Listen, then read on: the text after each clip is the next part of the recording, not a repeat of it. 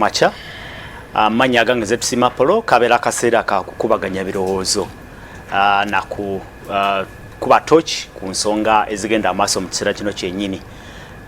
Liku Soul TV tukubuuzaako nti wasuza otya nyabo, wasuza otya ssebo azuukuse naffe. Twakulisayo mu program omusunsuzi kabera kaseera kati aka Omunnyo Ku Makya, omunnyo gw'ebyobufuzi, enkulaakulana n'ensonga endala zonna.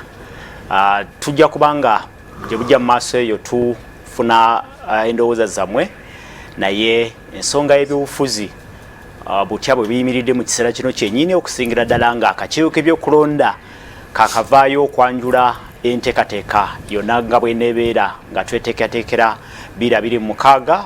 Bannabyabufuzi bali bize mu formation zonna, ate abalala bateekwa kwetereeza nnyo mu bwangu ekibiina ekya Forum for Democratic Change kyekibadde kisinze okulabikanga ekiri mu bizibu, n'olunaku olwaleero twakitegeddeko nti eyali president w'ekibiina retired Colonel Dr. Kisebesige ayina olukuŋŋaana lw'amawulire lwagenda okukwasaganya oba okukuba wali ku ofiisi z'oku Katonga Road mu nteekateeka obaolyawo ey'okwongera okutereeza n'okumalawo endooliito ezifumbekedde mu kibiina kya Forum for Democratic Change FDC butuuke 26 nga beeterezezza basobola okuvuganya obaolyawo baddemu bafuuke leaders of opposition ne mu parliament n'awalala wonna. Ensonga zino okwongera okuzekkaanya mu kiseera kino kyennyini negatiddwako abakulu mu by'obufuzi ku njuyi ez'enjawulo. Ku ludda olw'opposition tuline Abdulatif Mukasa,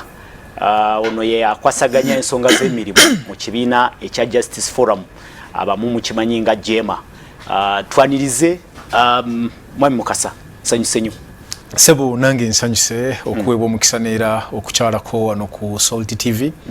Amanya n'eddoboozi yenze Abdulatif Mukasa nga nze akulira institutions oba head of institutions mu kibiina ekya Justice Forum. Ndi musanyufu okubanga mpeereddwa omukisa nate okukyalako wano, nange mbeeko n'eddoboozi ly'enteeka ku nsonga z'eggwanga. Sooka obuuze ku bantu b'ewaffe erudde eri. Abantu b'ewaffe kati simanyi babogamba baawa. Abantu b'ewaffe bangi omanyi kati ffe tubeera wonna, naye abantu b'ewaffe bawa ne Makindye mbaagala nnyo, Makindye Ssaabagabo mbaagala nnyo bantu bange, era ebiri mu ggwanga tubiraba, ebyobufuzi byaffe byetaaga okwongera okutereereza ddala. So mbabuuzaako n'okubasaba nti ebiriwo mu ggwanga kino kiriwo kaseera wawula bwe tusigala nga tunywedde nga bannansi n'okumanya ki kye tuteekeddwa okukola nga bannayuganda tusobola okweggyako olukokobe olutulemeddeko.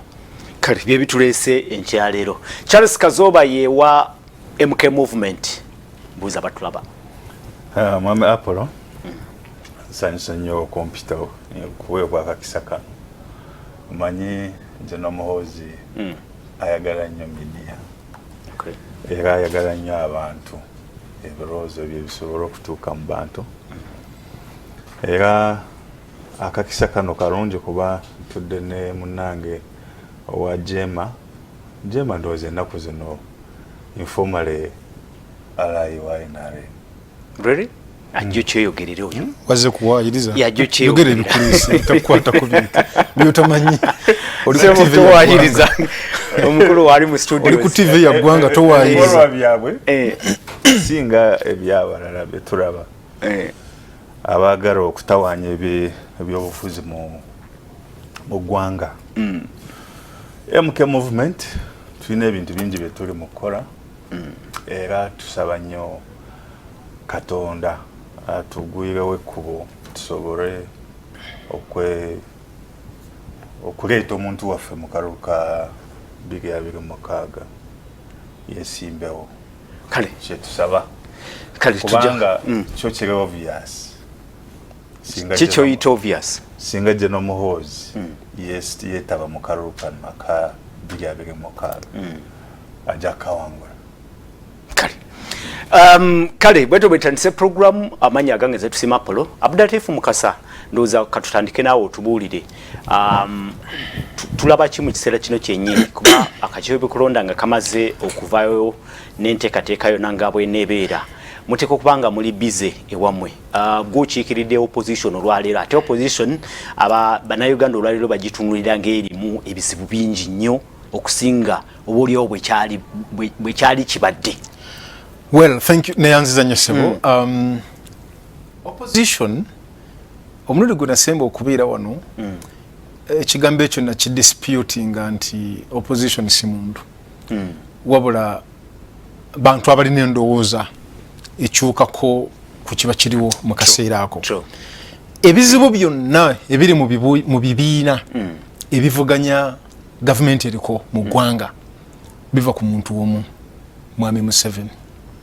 Era bw'otunuulira statement ze zazaakola nja kusaanyawo opposition, nja kumalawo opposition.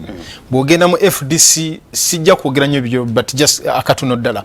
Bw'olaba nti issues eziriwo waliwo waliwo ebisawo ebyaleetebwa ebya ssente naye nga zivaawa. Kwagamba buli kimu buli party gy'olabanga erina issues ogenda okulaba ngera zeetooloolera ku Mwami Museveni. Maybe eriemu ku mission ze ez'okulaba nti asaanyaawo opposition. Naye nga bannayuganda ffenna tukimanyi twetaaga change. Uganda eri very ripe for change. Bino byonna ebiba bireeteddwa ebijja ebituwudiisa tulina kusigala nga tuyimiridde tubeere farm gana amayengo tugabuguke tugayitemu. Now tweteeseteese tutya nga tetunnaba na kutuuka ku kweteekateeka. Electoral Commission njebaza okubanga yafulumizza roadmap oba gye bayise strategic plan.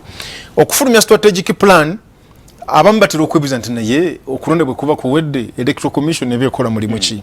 But there is a lot they are supposed to do. One, nga tetunnaba kutuuka kutunuulira nti tugenda ku 2026 elections.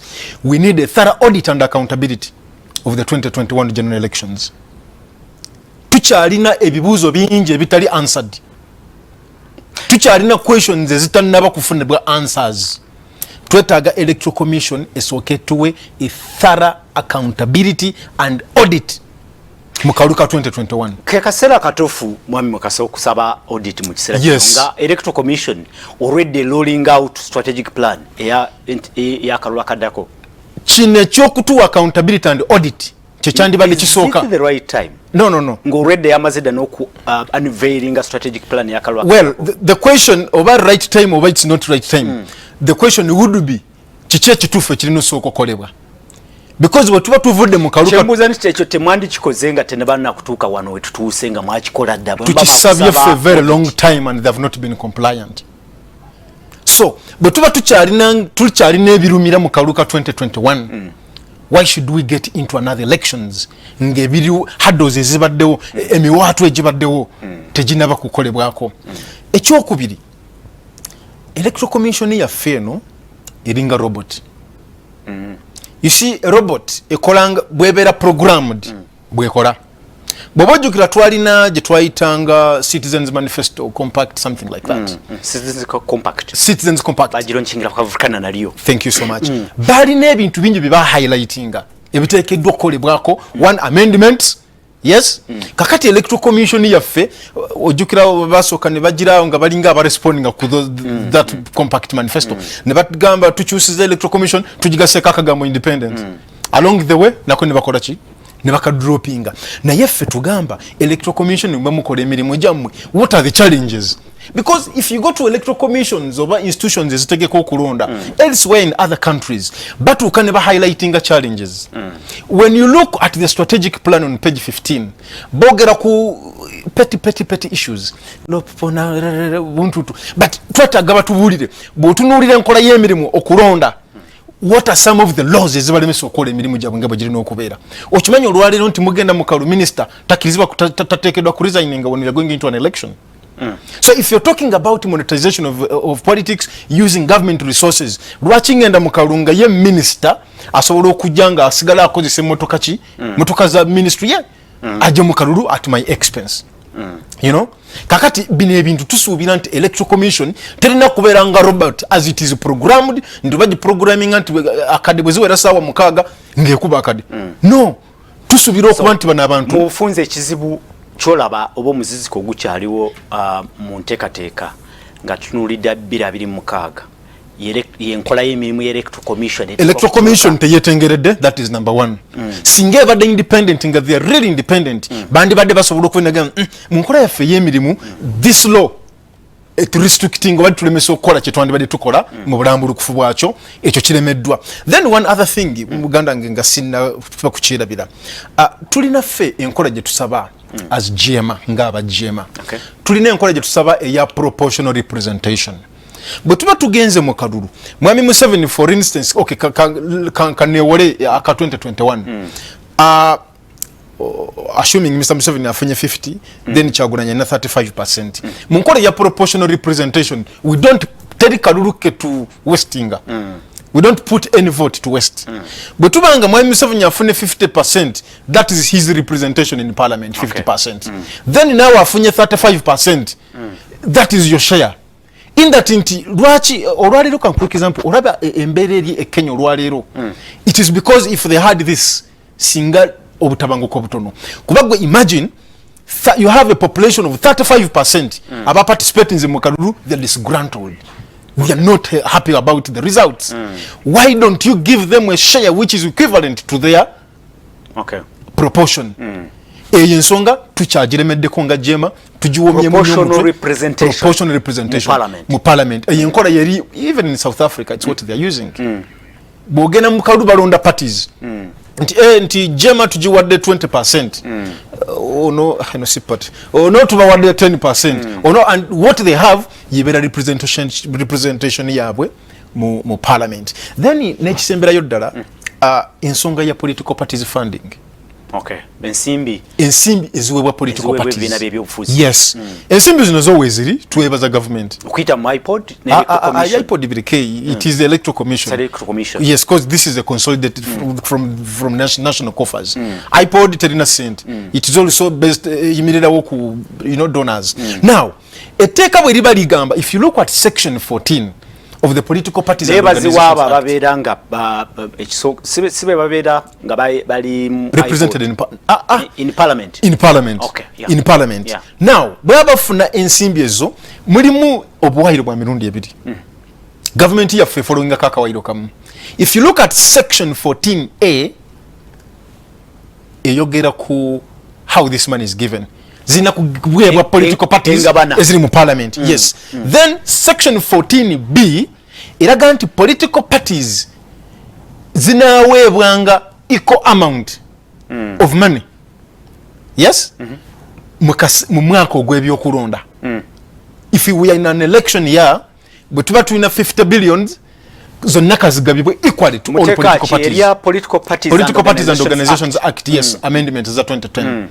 Now, ne yongera ne ligamba nti in the day-to-day running bajja kuweebwanga based on their numerical strength mu parliament. Kakati kino ekisembayo bwe kyebakola kyebakola ate nga nakyofa abajjema era tukiwakanya. Lwaki? Mwe mwinayo mbako omuyeka mufuna buto. Ekyo si kikulu. Ffe kyaffe kiri bwe kiti.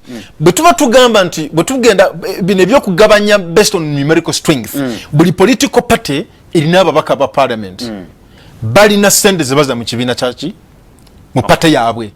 Kakati nze bw'oba ompadde miliyoni 25 oli n'omuwa biliyoni 8, how do you expect a fair competition? Osuubira otya okuvuganya ate nga kugwa biliyoni 8 olina ababaka assuming ababaka 1,300 buli omu ate alina zaza mu kibiina kye. Endowooza yaffe abajjema tugamba sente z'ebyobufuzi zigabibwe equally. Kakati bino ebya numerical strength gwe bw'oba olina ababaka bangi mu parliament ze bakuwa zibeere nyingi. Ekyo nzikira nti kibaddeko debate ebbanga ddene nga baga nti si kuwa buli kibiina kyonna kuba tujja kwekanganga ne briefcase parties zeeyongedde nga batagetinze sente zivaawo eziva mu government. Tolowooza nti oba oliawo eyo gyekiva nti katusooke tulaba amaanyi g'olina, amaanyi ago obusobozi bwe bw'okutwala ababaka mu parliament. I don't know if you think I am sirimu ku advocatingira kuwa bibiina ebitali mu parliament. Section 14A njagala esigale nga bweti. Section 14B egamba zigabibwe if it is an election year zigabibwe equally. Buli kibiina ky'obufuzi kyonna ekyewandiisibwa ekiri mu parliament. Okay, good. Ekiri mu parliament. Naye ffe ate tugamba neno section B egamba nti for the day-to-day running zigabibwe nga based on numerical strength. Ffe tugamba buli omu afune equal share. kakati gwe numerical strength yo tugifeelingire mu babaka abo bolina abangi mu parliament n'eki kyebaza mu kibiina kubanga gwe bwofuna bilioni 8 nze nenfuna milioni 25 tetusobola kuvuganya ate fair level. Good, ndoze ensonga yo ntuufu kuba ebibiina by'obufuzi era byetaaga bwebanga basalawo nti ebibiina by'obufuzi babiwe akasenta kanabiyamba okutambuza emirimu. Yes. Ate ne wabeera nga olaba bafuna ennyingi abalala bafuna entono olaba nga lazima waliwo obutali bwenkanya. Kale tuyanzege Abdulatif Mukasa yakwasaganya ensonga z'emirimu mu kibiina kya Justice Forum ye Jema mu nteekateeka eya abavuganya ku ludda oluvuganya gavumenti mu nteekateeka eno ya 2026 balabika okubanga nabo beetegese bwe batyo. Charles Kazoba Mwami Mukasa yogedde ku nsonga ekisooka eyakakiwebe kulonda okuba nti obalyawo sikeka akeetengeredde kyayogedde. Ekyokubiri ayogera ku political party funding. Sizeze ensonga ebbiri mukamange ezoyogeddeko ne proportional representation. Nti atulaba ebibiina by'obufuzi ebivuganya mu kalulu berenga okugenda mu parliament basinziira ku maanyi ki oligalaze mu kalulu result evudde mu kalulu si ekyo mukama wange obankigiye bulungi. Ensonga ziri 3 mu kaseera kano. Charles Kazoba okkiriza nti z'ensonga zezeetagisa okubaganyako ebirowoozo kati mu kiseera kino nga tweteekateekera 2026. Ekisooka njagala ndongooseemu ku Mr. Mukasa byayogedde. Alina ensonga ze oba ensonga za Jema, the pertinent issues ezimu, naye waliwo engeri gyamisiriddingamu abantu kubanga bw'ogamba Electoral Commission ye auditing that is not possible. Quite tesobola. Bw'ogamba electoral reforms. Electoral Commission badde ayogera ku wakolebwewo audit ku kakiiko ebyokulonda engeri gye kakwatamu okusingira ddala akalulu aka 2021 agambye ye auditing kuba tupropose nze auditing kikolebwa kitya leka tumuwe eddakiika emu ekyo kikolebwa kitya ani aje auditing bwe tuba tuva mu kalulu ne bwoba muntu family ng'olina ekintu ky'obaddemu there is what we call an evaluation. There are two reasons here. One, you can account for what happened. Ngagwe, an individual, you entitled to offer that. Accountability, you account to who? You account yourself to now, accountability electoral commission. It's a government. Oyagara EC ye budget auditing ku sente ku resources over political process je holding performance the process, the electoral process. Because the election is not an activity, it's a process. Government budget audited, which might be a good idea, but by who audits it? Kwa hiyo tesola kwa auditing, but it can account. No, it can give accountability. Bwechikora opposition temusobola kukiriza results. You can't. You can't. I think it reports. Why? You cannot. I think government that is impossible. Kakati chewande gambye inti parliament yesobora okuteekawo akakiiko exactly neka auditing electoral commission nebo ogamba nti EC ye auditing simanyi gamba yampalo obukolo alina buzibu bumu kati obumutawanya ekigambo auditing you don't audit yourself. Accountability, you give your accountability to yourself. Oluzungu sebo really very simple. So if we talk about accountability, can you give us an accountability of the entire Auditor General. I think oyogera ku accountability over audit ya resources. I am not talking about resources. What are you talking about? We need an accountability of the electoral process. Okay.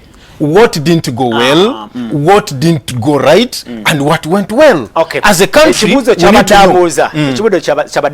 Yes. Ani agenda auditinga electoral commission selection. Well, auditing electoral commission, we have many entities as a country. Like even parliament itself. Because the electoral commission sent it is from national coffers. Then accountability.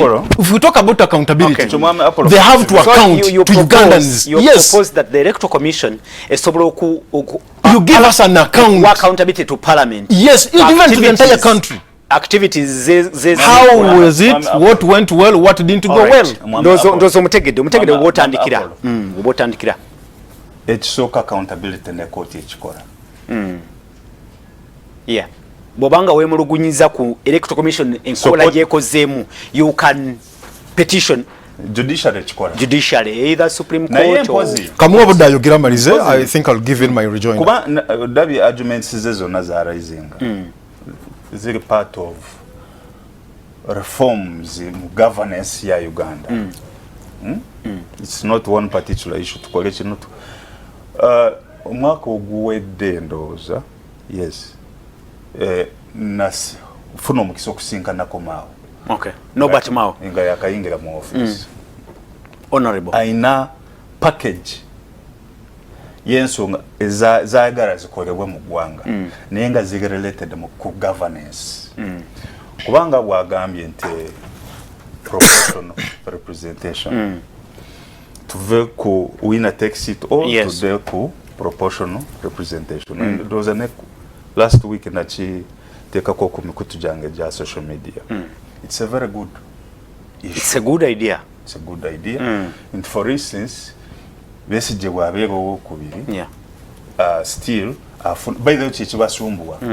Nti kuba winner takes it all bwe bakuba babakubidde ddala. Ogenze.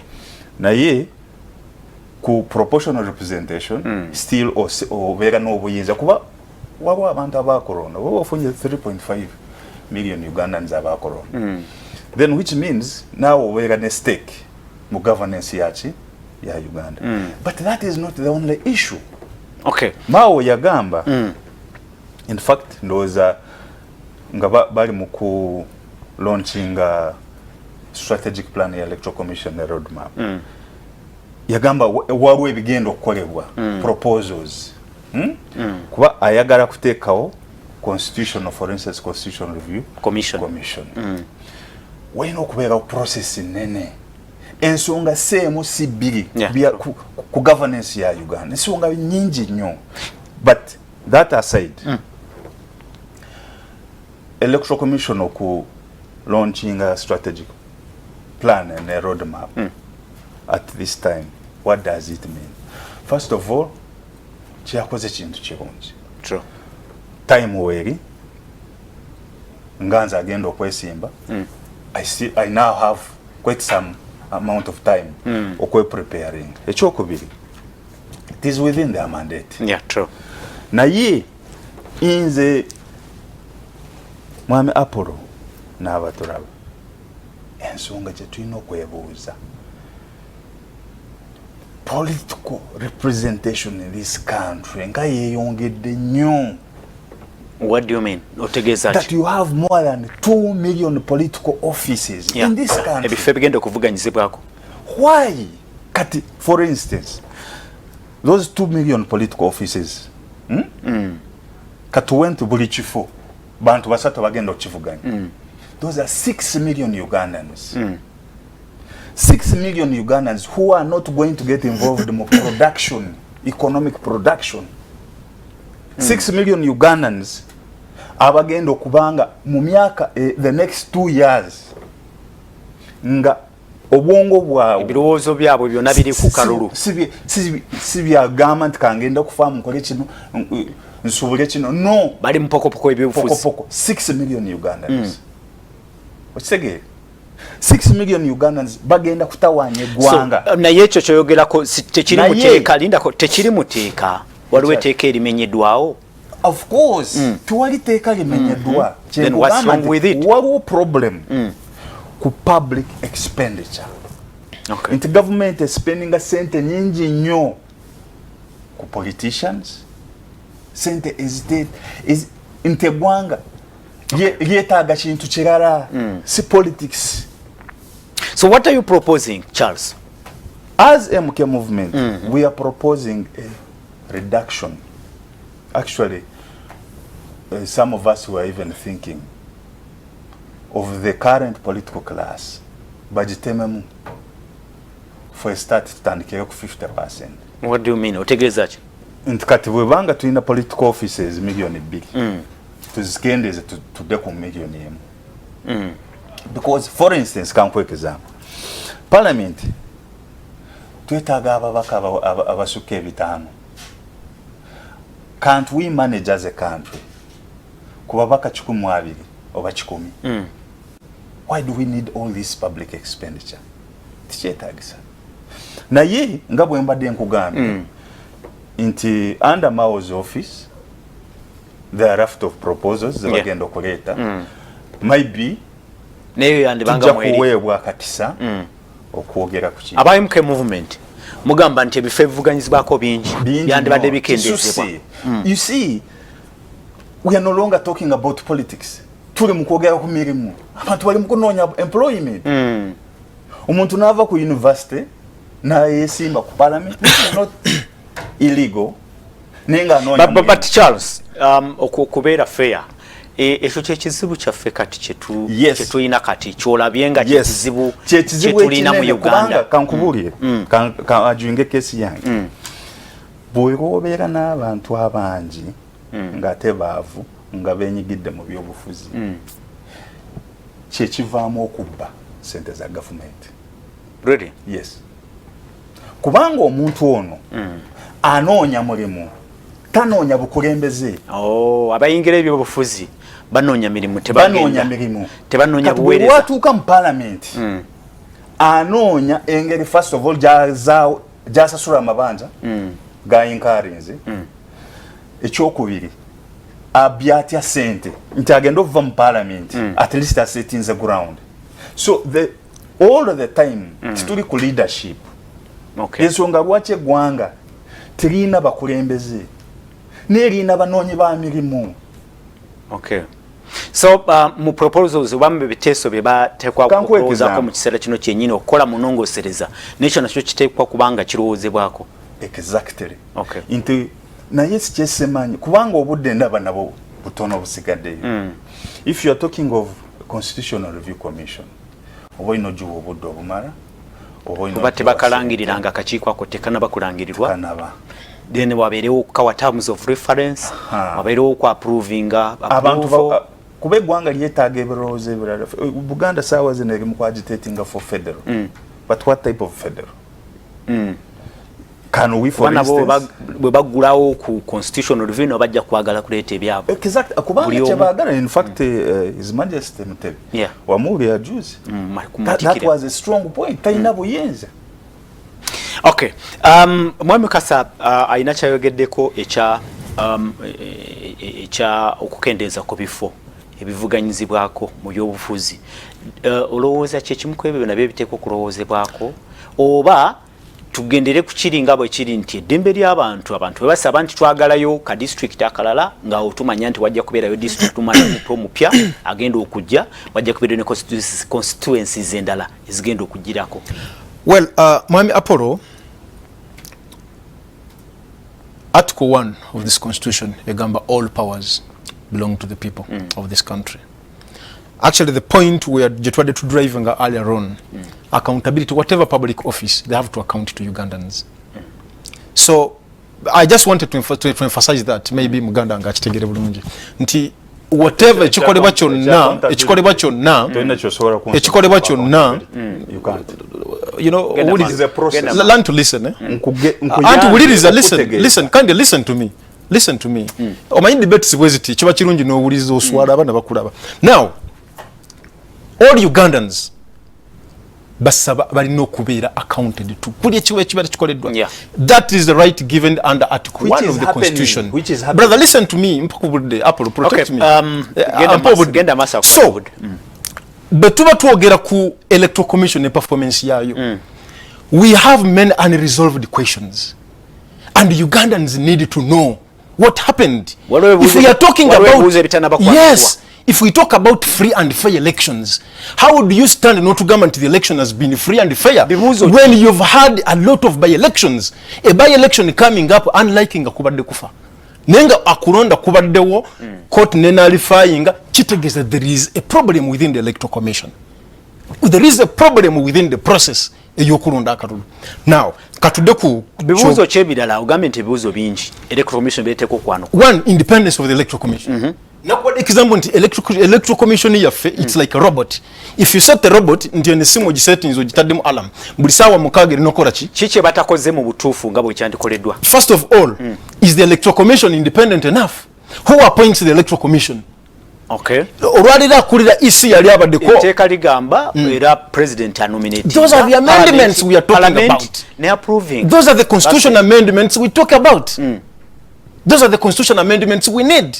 So it is now a matter of the law. Yes, amendments, there are so many amendments. Then nature chena government electoral commission bwe bekola emirimu gyayo. So ona watukano government nako mukasa ekitegeeza nti bwe kibanga kiri muteeka tokinenyeza electoral commission. I am not blaming anyone. No. I didn't blame anyone. Electoral commission etekwa kola accountability. Yes. Kati ekyo si kyayo. No. Linda Kata. Linda ko. Already kiri muteeka. When I'm in my office, I have to account for what I have done. Naye ate bwoba omuntu in a civilized world.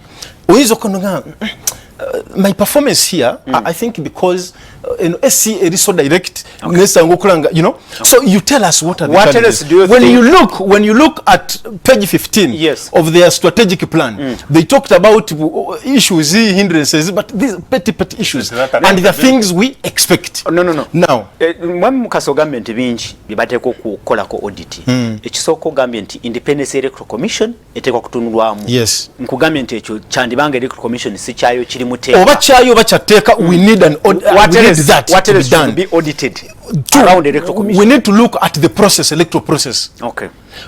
Ojukira nti bwe twali mu kalulu akawedde Apollo, internet was off across the entire country. How did we've even asked the electoral commission, how did you transmit the results from different places across the country to the tally center? That question has not been answered up to now. So there are many things. Bubanga, you have switches off and on the internet. I think it is not the electoral commission. Let's be fair. Let's be fair. No, I am not pinning electoral commission, but I am asking you, how did you do it? Okay, right. You understand? Apollo, how did you don't have a car, you don't have a motor. So how did you get here? No, but how did they? Because Bujanga ekube rija ku Salt TV, but it blocked. You know? It is raining, but Apollo is in the studio. Can't I ask you, but Ahmad, how did you get here? Like, I know, sir, a friend did this. We need that. Okay. Now, consider ku nsonga jabadda yogira ko. Mudakika biri kuba tujja kuba twagala abatulaba nabo batuweye ndoza za. Yes. Ensonga eya political offices. Yes, it could be a viable debate. Naye ate bino ebikolebwa this is deliberate. Every time this is waliyo constituency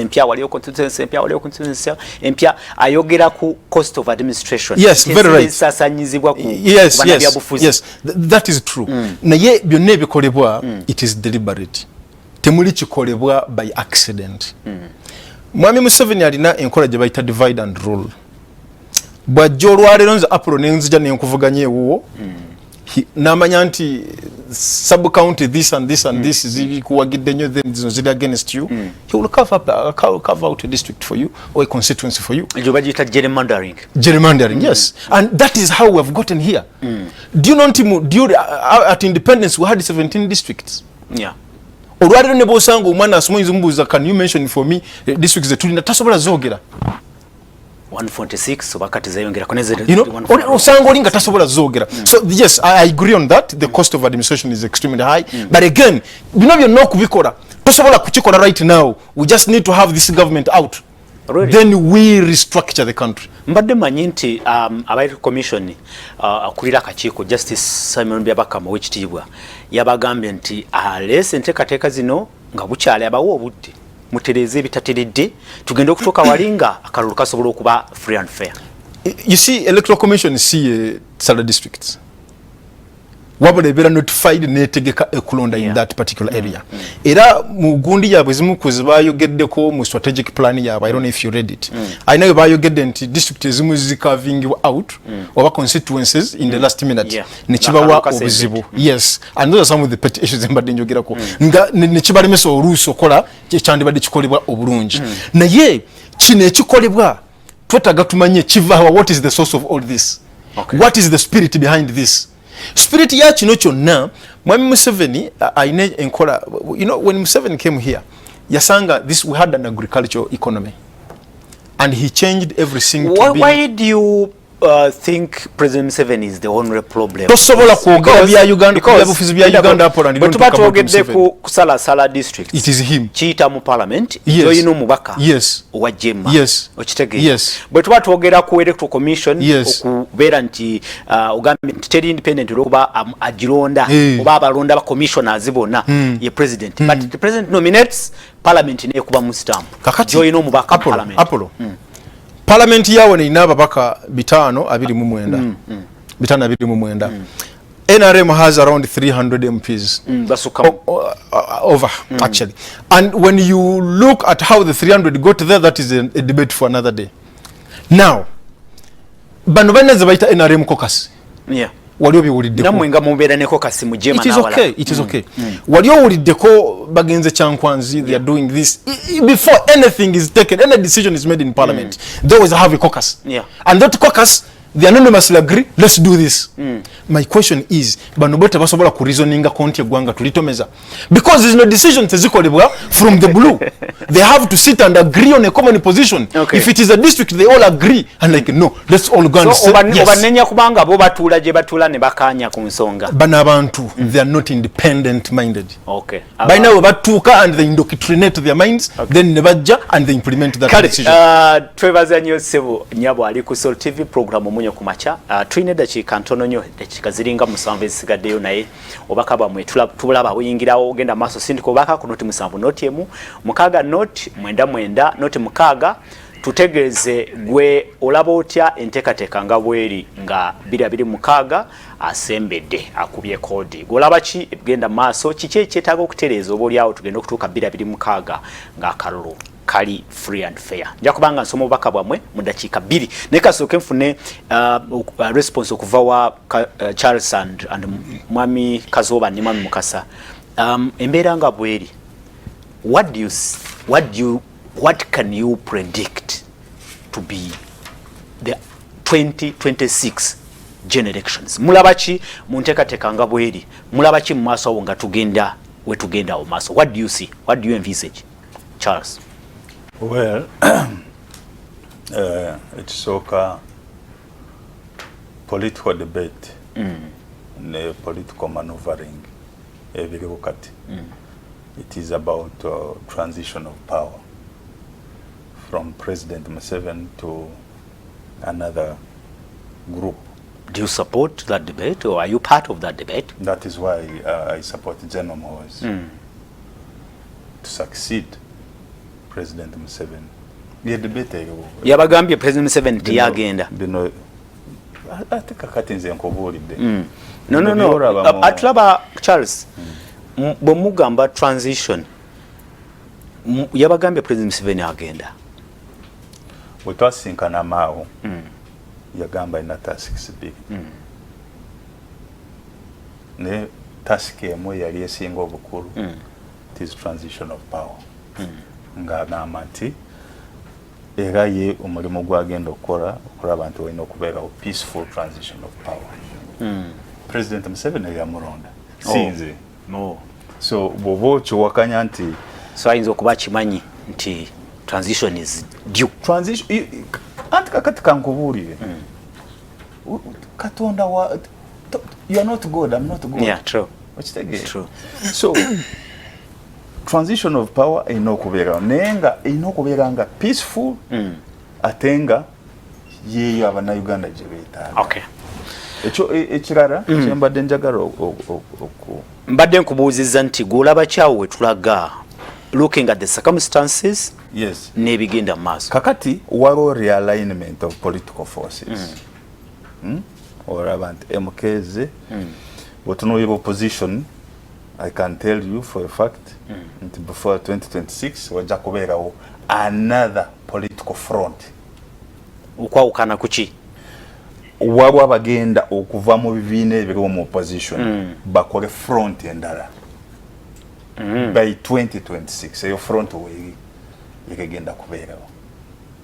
but etali FDC etali no FDC wajja kubeera front endala egenda okwemajinga ekyo kibi kirungi ndoza kiri democratic tuli mu politics kyabagala okukola kyonna bakikole naye nga kino okubanga kiri mu mateeka okitegeera.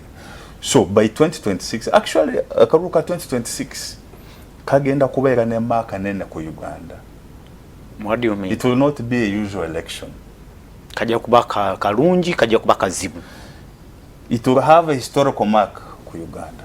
Kale ndozo oyo nkude mudakiika emu yokanga ngenda kusoma baka mukasa olaba ki masa. Well chendaba ndabawo obutabanguko mu ggwanga lino in the quest for transition. Bannabyabufuzi bangi tugenda kulaba many splitter groups in different political groupings. We are going to see a lot of that. And again, njagala te kuwa obunnabbi bwange. Stranyo kwagala kwogera ku mukama wono omwami. I just don't like.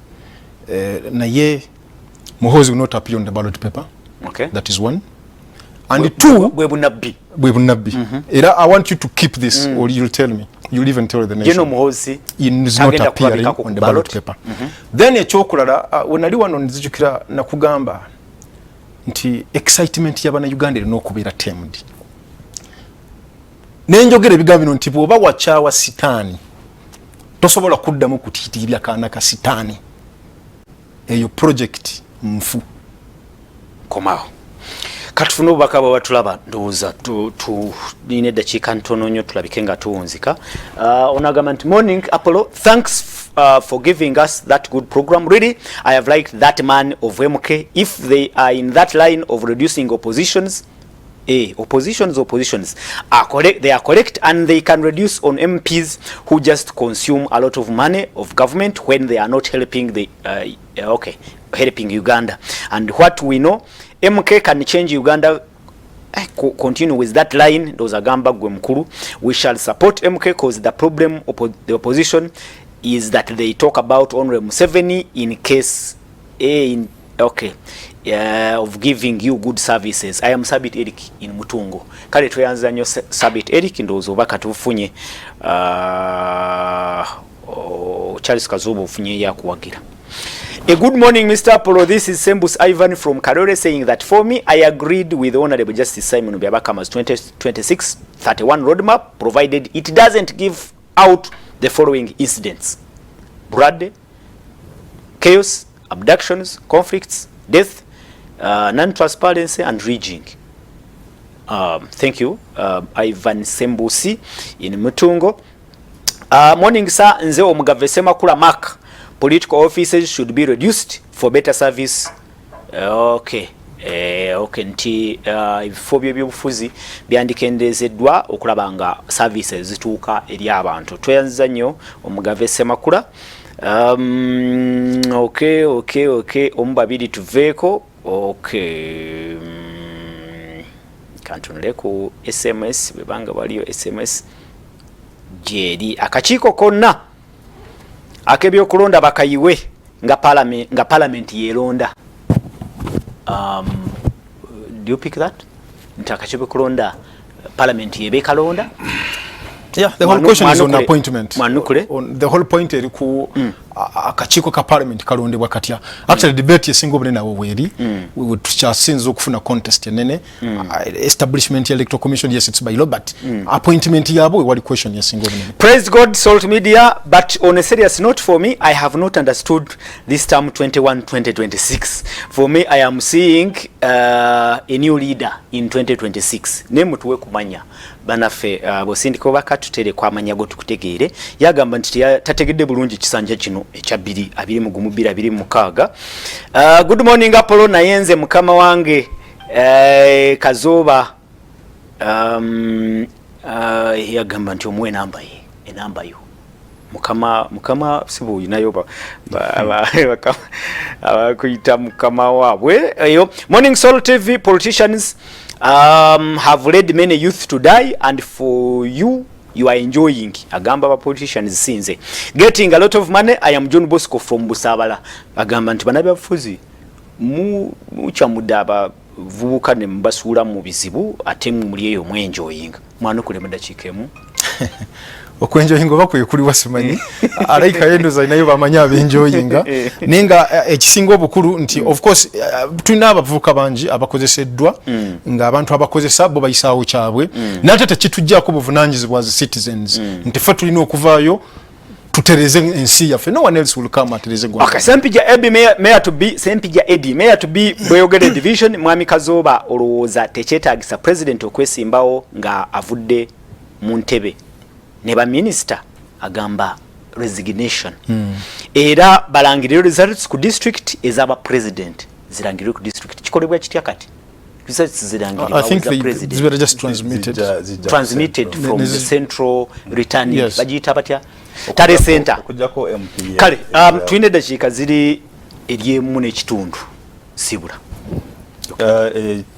nsonga big General Muhoozi is a hurricane, is unstoppable agenda fuga ichicho saga tuchidebate no ayita mukarulu gamba nti ngayita mukarulu saga tuchidebatinga ko mwame Apollo che twino ku debatinga ko chiri nti twagala tufuga atya che kintu ekikulu number 2 twagala kuchusa mu governance ya Uganda tusibula sebo naye electoral commission onobwa mwame Mukasa agambye nti bo ebrozo byabwe bajja biteeka mu kolebwa nga president Museveni government yabavudde ko. That is impossible. You have to start now. Okay, that is important. Mwame Mukasa eddakiikeryemu n'obutawera. Well, abatulaba mukisa mulungi okuba nti nzo okubeerawo nange okugatta ebirowoozo byange ku ggwanga tetwejjaako obuvunanyizibwa obw'okutereeza eggwanga lyaffe tuleme kubeera kuwudiisibwa njagala tuleme kubeera nga abaana bato omwana omuto ojja n'omukusiibya enjala n'omuwa ekiberenge n'akukubira engalo njagala tubeere very careful bannayuganda forces nyingi ezigenda okujja naye ng'ate zikola recycling tuva mu kyetulimu tudde mu kyetubaddemu. Let's be very much careful neffe bennyini tuveeyo tulwanirire ensi yaffe. Oyina ekifo ky'otunuulidde mu kalwa akajja? Oba it is early to I think ekyo kijja kuba for another time. Let that Charles, oyina ekifo ky'otunuulidde oba it is still early? No, byango bimanya Apollo. Nze ngenda mu Yala mu East African Parliament. Good. 2027. Kale, abalaba Soul TV program Omunnyo Ku Makya akadde akafeeko kaweddeko. Tugenda mbyemizannyo tweyanziza nnyo kuba nti mbadde naffe n'abasindisi obaka mwena tubebaza abadde mabega wa program mwena tubebaza mwebale nnyo mwebalire ddala tubaagaliza